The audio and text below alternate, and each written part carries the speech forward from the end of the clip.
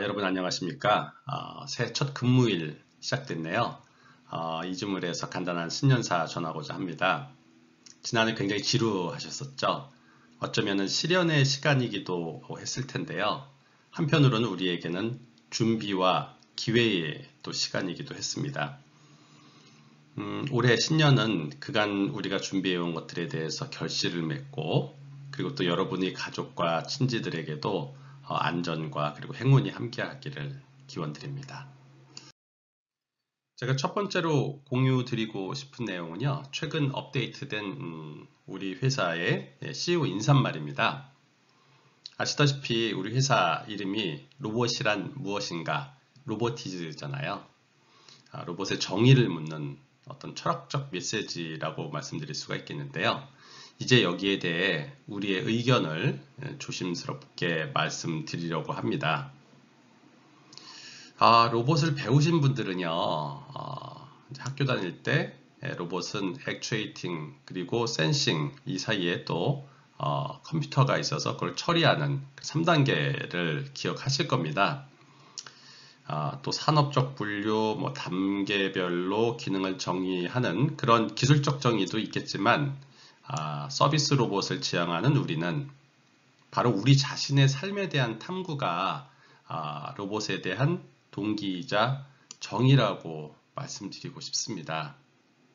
모든 엔지니어들이 로봇을 로망으로 삼는다고도 얘기해요. 그러나 만들고 싶은 것을 만드는 것이 아니라 필요한 것을 만들자는 이 메시지를 여러분들이 꼭 기억해 주시기 바랍니다. 해가 바뀔 무렵이면은 제가 늘 산업혁명에 대해서 얘기를 하곤 하는데요. 오늘도 산업혁명 발전사를 간단히 짚고 넘어가겠습니다. 증기기관의 발명으로 이제 공장이라는 것이 생겨났죠. 그리고 기차가 우리 세계의 공간을 극복하기 시작한 것을 우리 1차 산업혁명이라고 합니다. 그리고 2차 산업혁명에서는 전기가 발명돼서 우리의 어두운 밤을 밝히기 시작했고요. 자동차 같은 것들이 대량 생산되는 것은 유명하죠. 그리고 TV, 라디오가 보급되기도 한 시기입니다. 그리고 나서 컴퓨터와 인터넷이 보급되면서 나타나는 산업적 변화를 우리 3차 산업혁명이라고 정의합니다. 그리고 아직도 생생히 기억나는 순간, 바로 2007년에 스티브 잡스는 아이폰을 런칭하면서 세상이 또 한 번 변화의 시기로 빠져들게 됩니다. 여기서 제가 이런 이제 산업혁명의 발전사를 말씀드리면서 우리가 좀 잘못하면 오해를 할 수도 있는 그런 부분 두 가지를 좀 지적하고 싶은데요. 그 첫 번째가요. 하나는 이 혁명이 온다고 해서 기존의 혁명이 사라지는 것은 아니라는 점입니다. 다시 말해서 1차 산업혁명이 왔을 때 그 전에 있었던 농업이 사라졌던 것은 아니거든요. 그래서 우리는 4차 산업혁명을 준비하지만 역시 3차 산업혁명, 2차 산업혁명의 그런 단초들을 잘 지키고 그것을 기반으로 해야 된다는 점을 하나 말씀드리고요. 그리고 두 번째는요. 이 산업혁명 단계가 잘 살펴보면은 어떤 특별한 기술의 발명에 의해서 그것이 촉발되어서 산업혁명이 일어난 것으로 인식될 수도 있는데요. 그러나 그것은 이제 하나의 수단에 지나지 않고 궁극적으로는 사람이 행복해지려는 본능을 추구하는 그런 하나의 수단이 기술이었다라는 점입니다. 그래서 조금은 다른 시각으로 산업혁명을 바라봐야 할 필요가 있지 않을까 하는데요. 다음 페이지에서 그 말씀을 좀 드리겠습니다. 먼저 산업혁명의 그 촉발자가 되었던 기술들의 발전을 도시해 봤고요. 그런데 인간이 느끼는 행복은 이 기술 자체는 아니고요. 이것을 통해서 사람과 사람이 연결되는 그런 또 하나의 측면을 우리가 생각해 볼 수가 있겠습니다. 많은 행복학자들은요, 사람은 혼자서는 절대로 행복해질 수 없다라고 해요. 다른 사람과의 관계를 이 산업 관점에서는 우리가 플랫폼이라고 얘기할 수가 있겠는데요. 이 바로 산업혁명을 기술적 관점이 아닌 플랫폼의 관점에서 재해석할 필요가 있겠다고 보여집니다. 그렇다면 기술은 단지 플랫폼을 바꾸는 하나의 수단이라는 것밖에 안 되는 것이죠. 그래서 우리가 플랫폼과 기술, 테크놀로지와 플랫폼에 대한 그런 비교를 여기서 한 번 더 생각해 볼 필요가 있겠다라는 점 말씀드립니다. 2014년에는요, 미국의 언론들이 대서특필한 그런 뉴스가 하나 있는데요. 바로 페이스북의 마크 주크버그가 왓츠앱이라는 그런 앱 하나예요. 우리로 하면 카카오톡 정도 되는 그런 앱인데, 그것을 20조 원이 넘는, 우리나라 돈으로 20조 원이 넘게 주고 산다는 것이 뉴스에 나왔거든요. 그런데 이 뉴스 때문에 페이스북의 주가는 어떻게 됐을까요? 170% 정도로 올랐습니다. 이들은 무엇을 사길 바랬느냐를 우리가 생각해 볼 필요가 있겠는데요. 기술을 산 거는 아니겠죠. 바로 고객들을 산 거고요. 사람들이 모여있는 플랫폼을 사기를 바랬던 것입니다. 놀랍게도 우리 역사 속에서도 플랫폼이 언급된 성경지명이 있었는데요. 바로 오래전에 김구 선생님이 문화 강국론을 주장하셨죠. 최근에는 K-팝 붐으로 이것이 재조명되고 있는데요. 여기 보면은 이 문화의 힘에 대해서 우리 자신을 행복하게 만드는 것이고 나아가서는 남에게도 행복을 준다라고 해석이 되어 있습니다. 그렇다면 이것이 바로 플랫폼이 아니고 무엇이겠습니까? 이런 것에 대한 이해가 한 번 더 우리에게 귀감이 되고 또 영감을 주는 것 같습니다.